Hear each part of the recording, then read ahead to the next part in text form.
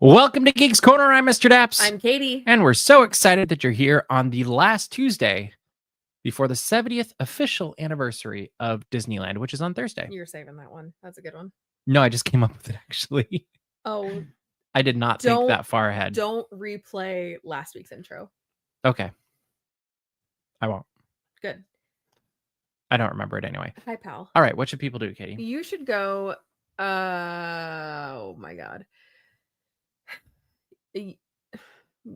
Subscribe on YouTube. This is all right. First thing you should do is, if you're not doing it already, subscribe to wherever you're watching this podcast. If you haven't already, go check us out on Patreon. We have a lot of fun over there, and we put some stuff that's completely unique to Patreon over there as well. And then perhaps most importantly, share this and join us in the comments for the conversation, because at the end of the show, we will be responding to questions in the comments in a section we like to call, or a segment we like to call, comments. You're not supposed to take that part away from me. It's all together now. No, it's not. That's how it is in the notes. Anyway. This man's like, you didn't read the notes. As if like I can just, the thing I've been saying on the show for the last like 6 years, I can just change. But that's why I put it in the notes for you. Anyway. Indy thinks that we're playing an obstacle course. Let's talk about Muppets. Thanks, Dad. Thanks, Mr. Daps. Thank you, Mr. Daps. Thanks, man. Thanks, Mr. Daps. Thank you, Mr. Daps. Thanks, man. As has been happening throughout the entire Muppet 70th celebration as well. 70th, right? Yeah. We have been highlighting a Muppet each week. And by we, I mean the Muppet Studio. And we have been guessing which Muppet will be highlighted. And so far, we've not been super good at guessing which Muppet is going to be highlighted each week. And so this is the chance where we guess. And I see Statler and Waldorf. I see Uncle Deadly. Katie, who do you think this week will be the Muppet of the week? Miss Piggy, I see. I think... No, I'm going to... Have they already done Jim Henson Muppet? I don't think so. I'm going to say Jim I can't remember now. I'm going to say Jim Henson Muppet. Clocky will tell us if we're wrong. And I'm going to go with Bobo the Bear, because someday is going to be his day. Like, I keep hoping that he's going to get some love at some point. I don't actually think it's going to be either of those, though, because it was Beauregard this last week. And so I feel like it has to be more recognizable, because they kind of go back and forth. So we will see. It'll be interesting. It would be funny if they did something like, so we have not had the Jim Henson Muppet. There we go. I feel like we have to have, which I say that we're not going to ever get Jim Henson Muppet. I feel like we have to get Jim Henson Muppet at some point. I would like to see. Yes, I hope Bobo will have his week. I would like to see, though, like the grander Muppet family also. So like Big Bird. Yeah, but that's not.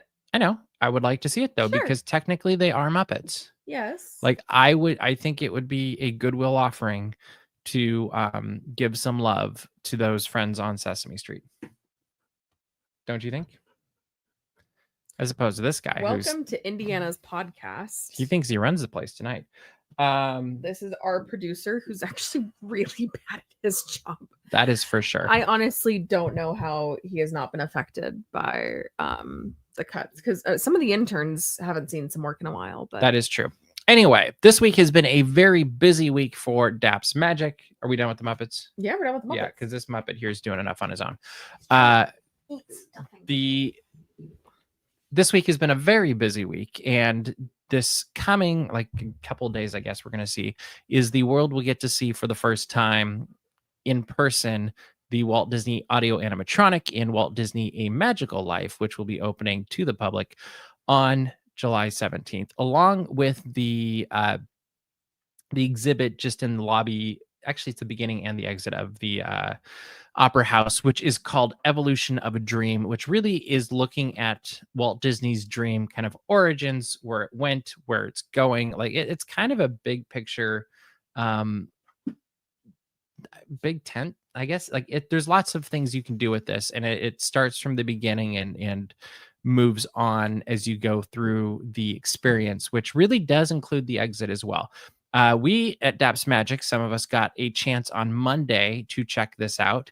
And this is easily something that you can spend a good chunk of time on if you like exploring like concept art and old images and old animatronics and things like that. So when you walk in, your first thing you're going to see, just like you used to see, you see the bench from Griffith Park. You see the Walt Disney walking through Sleeping Beauty Castle, just like you normally would see. Then you hang a right, and everything's different. In front of you, there's different Mickey ears through the years that they've had from merchandise that are vintage. And then on your right there is concept art of different iterations of what Disneyland could look like. And as you go down the hall, it develops more. And then as you go around the lobby, you see that you've got a lot of concept art for the parks, different lands in the parks. There's concept art. There's different vintage merchandise that you can take a look at. There's a recreation of Walt's apartment, which has actual furniture that was in his apartment back in the day. That it turns out Lillian liked to swap out apartment furniture occasionally. So the wonderful thing about this is they could have a separate set. So you've got the stuff upstairs and you got stuff downstairs, and it doesn't really matter because at the end of the day, this is all from the Walt Disney Family Museum anyway. So it is from the Walt Disney family. It was in the apartment at one point. And that's actually how a lot of this exhibit works, because as you go further back into what was it? Oh, the dog. As you go further back into the lobby, there is going to be a show where they were showing most recently the 50th show, or the 50th presentation with Steve Martin and Donald Duck. There's going to be another show there. That wasn't up yet when we were there, but it's coming. And then you go into the back half, and it really goes from more I don't know what to call it. Like more, the front half I'm going to say is more conceptual, and then you have the like concept art and stuff and artwork, and then the back half has physical animatronics, audio animatronics that it was Once Upon a Studio that have come from the parks. So as you're walking into that back lobby where there was once the Capitol building, instead of the Capitol building there now, you see this display that has different eras of audio animatronics through Walt's era. So first you see the Dancing Man, that was kind of the starting point for audio animatronics from a physical standpoint. Then you look to the right a little bit and you see, I think there's an alligator there. There's this was actually really cool. There is a bird in a bird cage. It's the exact one that Walt had, but not. They actually went and found the company that made Walt's original bird cage, and the bird, that inspired, tiki rooms and all that fun stuff. And then they found the company. Then they went on wherever they go to find these things, and they found this old version. And I was talking to one of the Imagineers, and they're like, "Yeah, we got it. We tried it. It worked. Like, that one does work. And now it's here for you to see. And it's the same one that Walt had. It's just not his. And same year, same age, all that fun stuff, it sounded like. But the question I then asked was like, so what was it like that first time where you pull this thing out of a box and you're like, all right, who's gonna like, who's gonna wind it up? Because that could be a really great moment or a really terrible one. And then I was like, did it work? And it did work. It was really dusty apparently, but it not surprising. The world worked out in terms of this little bird. Right below this bird cage, I'm impressed that, oh, you know what, guys? I was smart too, kind of. So this is, here we go. There's the display I'm talking about. And right on top of the TV is the bird cage that's the same as Walt's, but different. Then also on the right, you'll see there's a couple tiki birds, and there's the I don't know what to call the bird in the baskets that sing. Anyway, those are the birds themselves, the two macaws. They're actually moving and breathing and lifelike. And I've heard that they might be doing more in the coming days, which would be very cool. And I'd love to see that. On the ground there, you see those cylinder things. Those are some of the controls for like the control cylinders for Tiki Room years ago that were down in the basement of the Tiki Room. And they just found them and preserved them. And if you look closely, there's a piece of tape you can see in this picture. And on that piece of tape, I think is where it says the last time that was serviced for when it still ran the Tiki Room, which was very cool, I thought. That's extremely neat. Yeah. On the other side of this, there is a goose from Small World. Mhm. There's a little kid from Small World that was from, I think, 1965, like the original Small World. I think at Disneyland. I'm spacing a little bit in the moment what that was. And there's also pirates from Pirates of the Caribbean. Like there's a couple of figures, and then there's also a pig, and yeah, it was the Barker bird in Jose. Thank you. And I'm curious what they're gonna do. But these pirates were from the attractions. The pig was from the attraction, although it was originally from World of Motion, and then it got moved over to our version of Pirates of the Caribbean, Mhm. which is where I'm like, yeah, things come and go. They move. Now the pig is available to be in this exhibit. Very cool. And the Imagineers were very generous with their time and sharing this passion project. And we hadn't even gotten into the Walt Disney thing yet. The walls were filled with pictures of, like, there's Walt, there's all sorts of different people in there. There's also awards that he's received through the years, and there's literally hundreds of them. And they don't have hundreds of them in there, but there's hundreds they could choose from. Those came from the Walt Disney Family Museum. It was very clearly a collaborative effort from many different parts of not just the company, but also the Walt Disney family.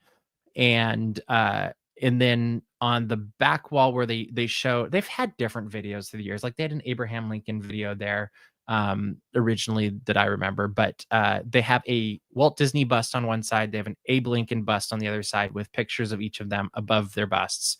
And then now they have videos of people remembering Walt Disney and talking about experiences with him and things like that. Like it's a nice thing. A lot of the videos are ones that if you keep up with these kind of things, you've probably seen them before. And that's okay. Like they're good because I think a lot of people haven't seen them and they fit very well in the room. And so finally we get to go in and we get to see Walt, A Magical Life. So the show starts. I'm going to give you a big picture of it. I'm not going to give too many, like there won't be that many spoilers. Big picture is it starts with One Man's Dream, which is a show that I originally saw at Disney California. Did you ever see it at Disney California Adventure, Katie? I don't think so, actually. So basically, there used to be a theater where Turtle Talk with Crush is. I mean, it is a theater, but it was a seating theater. And there's a show called One Man's Dream, which we have seen in Florida, I'm pretty sure. I've seen it multiple times in Florida. Okay, great. And it was actually the first place I ever saw it. Yeah. Was when I was like 12. Which is a great place to see it because there it's narrated by Julie Andrews, and here it was narrated by Michael Eisner. Hello. Kind of, because it actually started with him in his office. I think at Walt Disney Studios was where it was supposed to be, like the Florida version, or Hollywood Studios. And it was one of those very fun things that it very much lined up with him on television if you grew up in the 80s and 90s. And so then it went into all that. Well, now it's narrated by Bob Iger, which the Imagineers were talking about why they chose Bob Iger. And it really came down to he's one that sits in the chair that Walt Disney sat in, metaphorically. And there's only been a handful of people that have ever led this organization.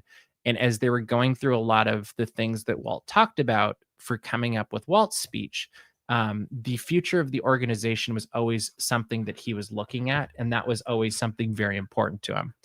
And so they really wanted to kind of honor that and have somebody that had that same responsibility and weight to carry this show forward. So that's why they chose Bob Iger. Bob Iger does basically the same narration. I'm going to say 95%, maybe even more. That if you've seen the show before, it's very similar. There's a few things that have been changed, whether it's part of the narration or different images and videos that are shown. In fact, I think there was a couple new ones that were from the Walt Disney Family Museum that were contributed for this edit. It also looks beautiful. It's been updated. I feel like the last time I saw it at Walt Disney World, it was not so beautiful. Do you remember this? Did it seem a little bit? Yes. I think the last time we saw it, we were like, oh, there's like holes in this film. This needs some love. Yeah. Like it had some, and if you have questions, feel free to throw them in, Katie. I recognize with this topic, I have to like get us through this a little bit. So then finally, Walt Disney comes. He gives a speech. I will say, I called it last week. I'm going to do this spoiler. What did I say the song was going to be at the end? Great Big Beautiful Tomorrow. No, that was your song. That was not my song. My song, or maybe it was from the chat. My song was When You Wish Upon a Star. Oh yeah. It was When You Wish Upon a Star. There's your one spoiler. Oh, one spoiler? Then they send you out into the world and you see Feed the Birds would have been great. Feed the Birds would have been way better. We could do a whole show on the soundtrack because I thought there were some opportunities that you could do some fun things. So then you get sent out. There's the old artwork, some of the old artwork of Abe Lincoln in the hallway, right as you're exiting, which I was very thankful for because I've always loved that picture. You know, the one with Abe standing in front of the window as president, and it's kind of got that lonely but visionary thing. I love that picture. The one they recreate in Lincoln with Daniel Day-Lewis in 2012. I would love that. Like if I had a fancy office. Yeah, I know. Like that would be the best. Don't I know picture. it. Then you go out and there's this beautiful wall-length mural that Sam Carter created. It's fantastic. I should have worn my West Coast. This was one of the last projects that Kim Irvine worked on. Like they were very, once again, collaborative is the word that keeps popping up in my head as I'm talking about this, because everybody was like, oh, and this person helped and this person had that idea. And we did, you know, like it was just really nice to see. So that's on the right side. On the left side, they have pictures of cast members that have worked at Disneyland through the years. I was very happy to see my friend Dave that worked at the watch shop years ago painting artwork that ended up on watches, and it was always fun to watch him explain that. But there's all of these pictures. There was a Eureka picture you would like. I think there was one from Animazement. It might have been Pocahontas, my friend that was kind of like my contact there. We weren't entirely sure because it could go either way, but you could spend a lot of time. This is why you can have the extra 5 to 10 minutes at the exit, because there's just so many pictures to look at. And then finally, there's Mickey Mouse, Sorcerer Mickey, kind of pointing off to the future as you're just about to exit. And they have concept art for what's coming to the Disneyland Resort. That's from Imagineering. So then it's the past, present, and future. That is the entire description of the experience as you go through it. What everybody really cares about, though, is Walt Disney. And right? And we have been talking about this, I don't know, a lot. I think everybody else has been talking about this too. I'm just going to say my mind was broken when I walked out of it the first time we saw it. Well, I saw it twice. And I was asked by my friend Tim, and he's like, so what'd you think of it? And I was like, I actually don't know what to think of it. I know how I feel. How I felt was I felt happy. I felt emotional. I felt like they really did something special and showed how much they love Walt Disney with this show. Like everything built to the love of Walt the man, as opposed to Walt the caricature of the head of Disney. Like, and part of that is like the script they chose for him. Part of that is different things that you see around the exhibit. And then also just the show One Man's Dream, I think, does a good job with that too. But I really was moved by the whole show. And walking out, I had this realization that I didn't have the best way to judge Walt, the audio animatronic, because it was the first time I'd ever seen him in HD, in physicality, 3D, whatever you want to call it. Like right there, you could reach out and shake his hand. And there's some little things that they do during the show that really, like, you sit there and let's say you know nothing about Disney. You're going to be charmed by this little old man that's excited about it, what he's doing, and thinks he's said something witty, or is being impatient about the current CEO talking about the original CEO. Like there's some really magical moments that happen in the storytelling. And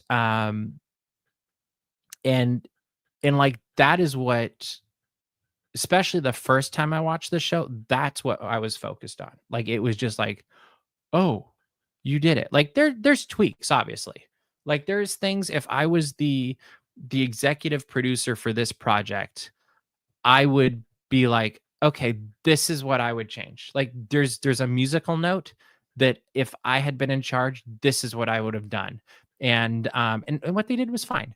Um, there were also like acting notes I think you could choose. But on the flip side, I'm like, they told us that they went into Walt's office Mhm. with Becky Klein, and it's Tom Fitzgerald, Jeff, I'm spacing his name at the moment, but they went into Walt's office on July 17th, 2018. Oh wow. So that means they're already thinking about this, working on this. This is the point where they're like, hey, we need to start thinking about recreating Walt's office. So that's what, 7 years, 8 Mhm. years, something like 7 that. years. So let's assume they've been doing this for 7 to 10 years, working on this and trying to make this. That's a labor of love. And you know from the get-go, you're going to get reaction across the board because traditionally we as Disney fans, there will be some people that love it. There'll be some people that will grow to love it. And then there will be, actually, here's what it is. There's going to be probably, what is it? The 10, 80, 10 rule. There's 10% that absolutely adore this thing, I think. Mhm. There's 80%, they're going to be somewhere in the middle. And then there's going to be another 10% that absolutely hate the thing. And And the 10s are the most vocal. the 10s are always the most vocal. I would say I'm in the upper 80. Okay. Like I really liked it. It's one of those things I want to go back and experience multiple times. I also will say, as much as people have been ragging on how the Walt audio animatronic looks, look at this. I don't think it's terrible. Like, I think it's much closer than a lot of the presidents we've seen. I in just think the Hall eyebrows of are Fame. wrong. I think the eyebrows might be a little bit too bushy. I agree with that. Well, and they're And too dark, in my humble opinion. I could see that too. Like, and that could be a choice so that you can see them on stage or something Maybe. too. Like, I don't know. But I do know that everything before, during, and after this experience in the Opera House shows the level of love and care and dedication that was put into this project by Imagineering, by archives, by corporate, by the Walt Disney Family Museum. Like there was a lot of buy-in and collaboration coming from across the board because there was so much care and love for Walt Disney the man that they wanted to do it right. And I think it's one of those things that it really, when you experience the whole thing and you go through the whole project, like it's kind of, it's like a good movie or a good symphony. Like it takes you on that journey, and when you go through the whole journey, it really is a lovely thing. And so I'm glad they did it. Like I think it's 2 thumbs up. It might be, I don't know if it's an every week attraction. It'll kind of depend on what the vibe is with the people that are in there. Like if it's loud, obnoxious people, maybe not. Like I really want to go and sit in it in different parts in the room too, because there's different details you see on the set and with what Walt does with his hands and his body and stuff that I really wanted to catch, and even his face. Like there's some interesting things, but I don't want to give away too much. But yes, I would definitely like to see it multiple times. Like you'd have no problem getting me in there multiple times. Do you have any questions, Katie, or thoughts? No, I don't know. This is still something I not to be the contrarian on the internet. This is still something I feel super wary about. If I'm being completely honest, I have not listened to anything that has come out of it. I refuse to listen to it until I have seen it with my own 2 eyes. I think it's the best way to do it. And like people are like, oh, how are you gonna spoil it's a man that existed? Well, yeah, whatever. Like I believe that there are spoilers. I believe that the way that they presented it is something that I want to see presented in person for the first time. And yeah, I don't know. I've been trying to, I kind of disassociated a little bit when you were discussing the intro and the exit because I didn't want to know much about that either. So I don't know, like I'm trying to go into this as fresh as possible, while also not, I don't know. I would be so happy to be surprised, but I still feel kind of weird about it. So. Well, and I think that's fair. And I also think just at the end of the day, you have to take it for what it is. Are we ever going to see Walt Disney walk into our, I sure hope not. I mean, unless they come up with something like Star Trek with, the holodeck. we're probably not going to have anything that close. I will say they worked very closely with the Walt Disney Family Museum to get dimensions right and sizes right, and even the right fabric and the right rings. But there's always that it's a replica. So it's not going to be exactly right. But I will also say, I think that's a better attitude to have to come forward, as opposed to looking for the company to fail, looking for the bad. One of my favorite lines in Pollyanna is, if you look for the bad, what is it? If you look for the bad in people expecting to find it, you surely will. And I kind of feel like people were looking for that with here. They're like, oh, I'm looking for, everybody, if we take the picture of anybody that's watching us or ourselves from the wrong angle, we can look a little weird or even not like ourselves. Or we just don't like how we look that way. And you think of everything we saw or see on a regular basis of Walt Disney is taken from a specific angle, from a very perfectly lit whatever. So I don't know, like it'll be interesting to see how it goes. I think long term it's going to be a good thing, just because the other element that Tom Fitzgerald's talked about was Walt Disney was a huge fan of Abraham Lincoln, which is why he made him an audio animatronic form. And he felt a great weight of responsibility for that. And they said they felt the same way. And Tom was talking about how he saw the Abe Lincoln audio animatronic at the World's Fair as a kid, because he grew up in New York. And now how, 6 decades later, he felt like kind of in the same position of having that weight of responsibility for recreating Walt. So we'll see how it goes. It'll be fun. This week, we also got a new plaque. Let us know also what you think in the chat. Just be nice. There's a new plaque installed for the horse-drawn trolley on Main Street, which is kind of a fun thing. There's also the installation of the Sherman Brothers tribute currently happening on Main Street, which will be interesting. Because I realized it's a weird thing, because a lot of this, and I guess it makes sense because it's Main Street, a lot of this is looking back right now. And for a company that was built on a man that keeps moving forward, I had that weird thought today as I was writing, like, oh, well, this is about back then. Oh, this, like, it was a lot of history today. And it works on Main Street. Yeah. The other exciting thing, though, is we're getting a new verse, the last verse in Small World this week, which will be very interesting. And we just filmed the current for 2 more days, day and a half, version of Small World this last weekend. So we'll have both, and that'll be kind of a fun thing. But that's not all that's going on, because we are going to talk about one more thing before I return to go questions and comments. If you have them, throw them in the comments and we will respond. But we learned about the 137 nominations, or Emmy nominations, for the Walt Disney Company. Katie, which one are you most excited about? I have a guess. There's a couple guesses, but I think, like, you can just go with show. You don't have to do like specifics. Doctor Who. Really? Doctor Who? Yeah, the fact that it's gotten a nomination for the first time in over 60 years. Over Wrexham. Okay, I love Wrexham. I thought you were going to go with Wrexham. Wrexham gets nominated for an Emmy every year, though. Like, fair. I mean, I think Doctor Who getting an Emmy. I thought Ncuti was a wonderful doctor, and I really, really loved him. And so for I also think the Walt Disney Company messed up by not having him be the doctor anymore. And so I really like to see that recognition. It's the first time that. The good thing about Doctor Who now, though, is just because you're not, it's like, you never know. He might be back in a couple of years. Yeah. So that's definitely, I think, really cool. Yeah. And Acolyte, obviously. Acolyte, I thought was cool. My favorite will be no surprise to anybody, I would assume, was Only Murders in the Building. I think they got, was it 8 of them? I think so. And Martin Short got something like that. It's hard. I mean, I could look at the notes, but it's 137 for the whole company. I mean, that's pretty impressive. And I feel like that's a higher number than a couple of times in recent years. So that's exciting.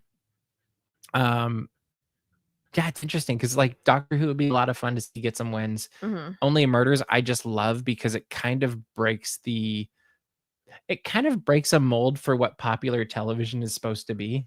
It also breaks a mold for, like, your Agatha Christie's, your Columbo, your Murder, She Wrote, like all of those murder type shows. They're like, can we make a murder type show that's also funny, but also has old guys best friends with a young girl? Yeah. Like, it's hilarious. And it works. parks. I would love to see Acolyte get some love I too. would love that. Just because I think if it can get enough love and if that generates enough views, like at the end of the day, Acolyte didn't get another round just because of the financial sense of, was it Alan Bergman? That's like, it financially just did not make sense for the amount of money they put into this. It didn't pay for itself. And that's the sad fact of entertainment. And Because they didn't want to tell if Darth just lives. I mean, honestly, you should have gone just straight there. It's not a tale of the Jedi would tell you. I would. That's what I would love to see in season 2. That's all we need. But yes, 0. For you know Geeks what they Corner. could do. You know, Emperor Palpatine. Heard of Yeah. him? Wouldn't you like to see him as a little boy? That's actually not funny. It's actually like so not. Hey, whoever from Lucasfilm just saw this, delete the last 5 minutes out of your brain. That'd be super cool. I think it's Thank funny. you. All right, let's. You didn't like that idea, huh? Okay. I thought it was. I thought it was. And okay. his buddy Snoke. Yeah, it's funny. Oh, it was his best friend as a kid, and then. All right, let's go to the comments.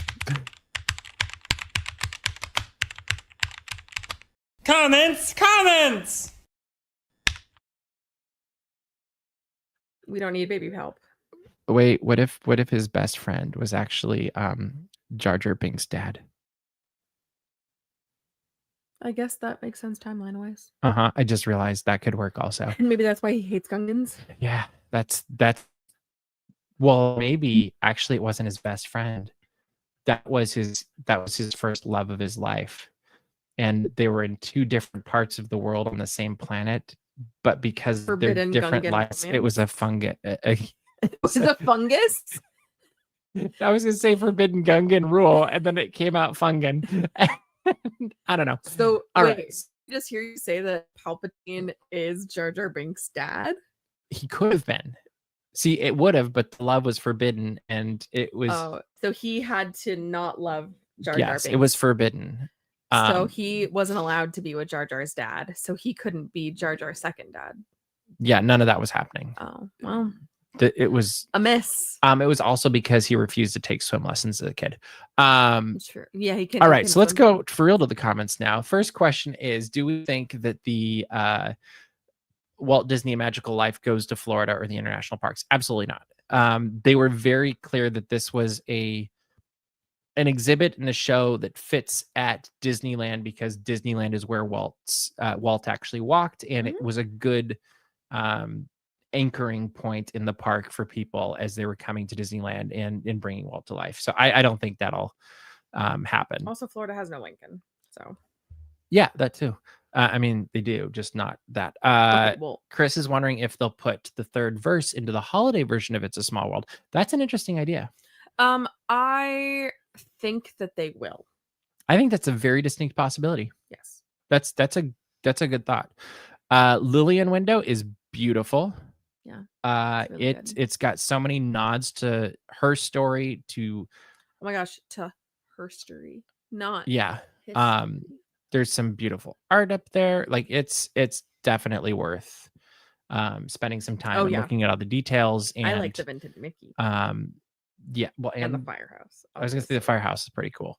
And if you look at where the firehouse is and the art set up there, it's perfect for if like you're painting and looking to your left at the firehouse. Like it's great. Was there another question? You feel free to throw. Back in the day, they called him Palpy. I will be just like young Sheldon. I'm sorry, Clocky. You don't know what you did referencing young Sheldon in this chat. And yes, Daps is writing his own Gungan fan fiction. We can't trust him. He cannot be trusted. You know, crazier things have happened. That's how people have ended up being like producers on random shows and stuff. Especially in this day and age. We do have new Star Trek coming this week too, which is very exciting for those of us that watch Star Trek Strange New Worlds. And I'm excited to go boldly where, well, I was like, lots of men have gone before. No, I was gonna say we're like the Enterprise hasn't gone before, but we're basically going boldly to where they've gone before because this show eventually ends up where the original series But they starts. technically haven't gone there before if they haven't gone there yet, canonically. You know what I don't mean? know. You get it. Itzy's asking if Palpy's Mima has a good. Absolutely. Can't you tell? That's what happens in Revenge of the Sith. You're sick. You are ill. He's the Sith. I just observe. You I are report sick on in what the I head. see. You are sick in the head. Am I wrong? Welcome to the Mustafar BBQ cookout. That was his backup plan. Stop!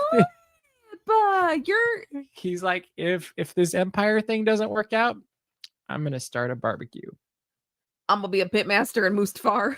No. Can you imagine what would it be? Palpatine's BBQ on Food Network. Palpy's BBQ. Yeah. Geeks Corner after dark. Mustafar BBQ. I made that into a Mustafar. That's funny. But it needs like a slogan, like Mustafar BBQ. Taste the char. You know, I thought you were like... gonna say we cook while you wait. No, that's not a good slogan. I would not go to a restaurant. Do you think Anakin likes burnt ends? He didn't like his ends burnt. It depends. Like if it's but no, like Mustafar BBQ needs like a slogan, like a catchy slogan. That's funny. That's Mhm. really, really good. Mhm. That's really funny.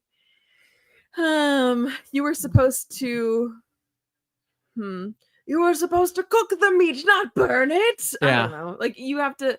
I have the high ground beef. See, the menu just cooks like That the is menu good. writes itself. That's really good. Yeah, the menu. Oh my gosh. I do have a question for those though. Like, just because I did have lunch yesterday at Hungry Bear Barbecue and I had the salad for the first time. My question is, how are you supposed to eat the corn? I don't know. Because you can't cut through it with your knife because it's got the core still. Oh.